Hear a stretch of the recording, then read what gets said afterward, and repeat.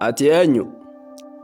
Ani walloodha isa amaarri cabsuuf kaate garuu humni isaanii obsa kiyyan injifatu. Ani walloodha isa firri dhiiftee biraa dachaate isa yoo inni iyyate Oromoon iyyasaa hifatu. Ani walloodha isa biddaan manni isaa bukkaate isa amaarri hawwitachiisarraa isa buqqifatu.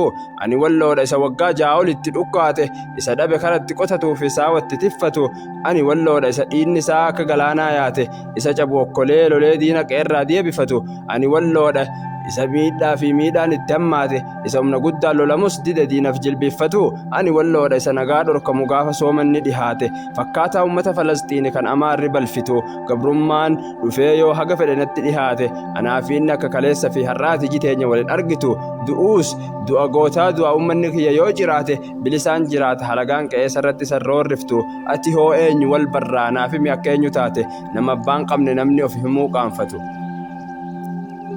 Ani Oromiyaadha isa qaama fi qalbiin sinirraa fagaate isa miidhaa sinirra gahe osoo arguu ija guduunfatu. Ani Oromiyaadha isa hin beekne ceekutti qawwee baate isa qabeenyi isaa hoggayyuu didu rasaasa bituu. Ani Oromiyaadha isa biyya halagaaf kenne laate isa waliigaluu dide yeroo hidhatuuf wal marihatu. Ani Oromiyaadha isa amaarri keessuma kiyyatti nyaate na keessumatti gurmaahee hidhatee dhiichifatu. Ani Oromiyaadha isa of dagate akka waan maraate wama kiyyaa wallaale garaan kiyya waan boodatiif hirrifatu. Ati duutuu ani madrasaa jaaruun waan jabaate kanaaf gaafisitti tahaa gaafatta eenyutti barsiifatu. Ati mirga guutuu qabda yoo na komatte gad baate anumatu siif dirmachuuf dide ka'ee ariifatu. Maaloo eega jaarsi madrasaa lubbuu namarra siif jiraate anuu gargaarsa siif godha gaafa halluutti dibattu. Yoo bifa diimaa feete hin bitin gabaa baate dhiigni ilmaan kiyyaatuu siif gaha ittiin hallatu. Kottuu fudhu eega hin beekne namaaf naate dhiiguma koo siif wayya afaan birri hallutti kasaartu. Nutiif rabbitu jira hin jiru wanni isatti ulfaate yoo ati hulaa nurraa cufatte inni nurraan cufatu. Deebisee namaaf hin sujuuchisu adda isaaf salaate isa gargaaran dhugaa tola isaa nutti hin qusatu. Nagatti ati taananiin sitti watwaate maalan godharee yoo ati diinaaf kophaa na dhiiftu. Jechi kee kun natti dhagahamee garaan na hammaate ilmaan koon siif kakaasa waan qabdu siif haa gumaachitu. Dhugaa nuti tokko nan dhiisu kan har'a si nyaate anis si faanan ka'aa naan afadhu yaa shanyii warqituu. Akkamittiin bashannanee sirba eegati mancaate lakkii kun anaafuu fafaa siin utuba diinni sin kuffiftu. Lakkii kun anaafuu fafaa siin utuba diinni sin kuffiftu.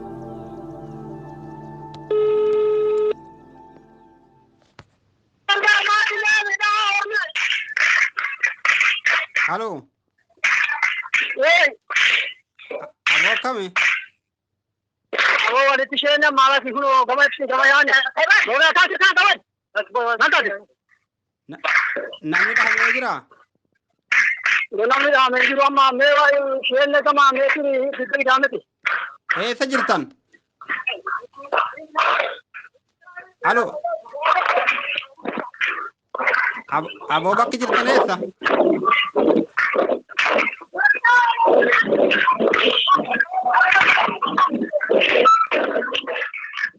Ya Rabbi Nasri.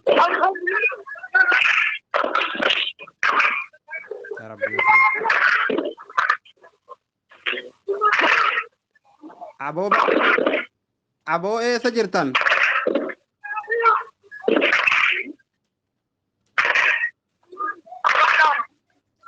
Ya Rabbi Nasri.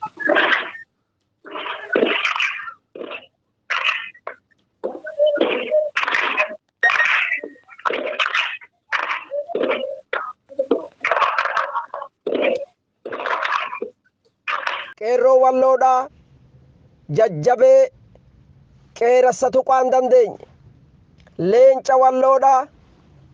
Assalaamu alaykum wa rahmatullahi wa barakaatuhu. Ka biyya jirtan kan biyya alaa abboleeyyan islaamaadhaa rabbiin subhaanahu wa ta'aalaa akkinni jedhe qaatiluuhum yu'adhibhum allahu biaydiikum fi ddunyaa qabla alaakhira. lolaa jara amaaraa kana barbadeessa rabbiin subhaanahu wa ta'aalaa biyyuma duniyaa irratti harka keessaniin isaan adhabaa wayukhzihim isaan xinneessaa wayansurkum alayhim isaan irra ol si'aansa nasri isiniif kenna rabbiini wayashfi suduura qawmin mu'miniin qalbii mu'minootaa dhaalaalatteettu rabbiin subhaanahu wa ta'aalaa ni fayyisaa.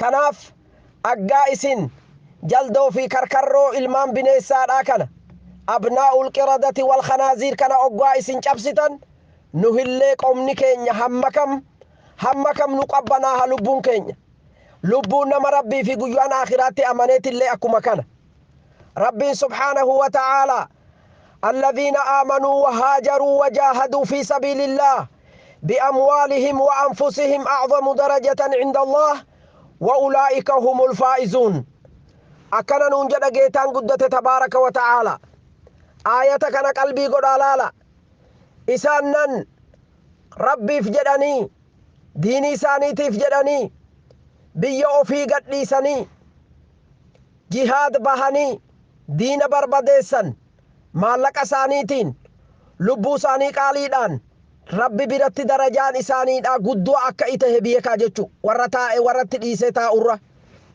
وأولئك هم الفائزون نمني كونو في جلدو بيا سن رفي بيا كيسن بلسو في حواسا كيسن نياتشو رفي لولتن إسن أكا دنيا آكرا ملكوك تنيرتن أف بيكا كان جد إينيو رب العزة والجلال جيتا قدته ربي سبحانه وتعالى إسان ربي نسنا نصر اللهم انصر الإسلام والمسلمين اللهم انصر الإسلام والمسلمين اللهم انصر الإسلام وأعز المسلمين اللهم دمر أعداءك وأعداء الإسلام والمسلمين اللهم عليك بأبناء مللك الصليبيين اللهم عليك باليهود والنصارى الغاصبين الذين يقاتلون الإسلام والمسلمين اللهم عليك بهم فإنهم لا يعجزونك اللهم إنا نجعلك في نحورهم ونعوذ بك من شرورهم يا ذا الجلال والإكرام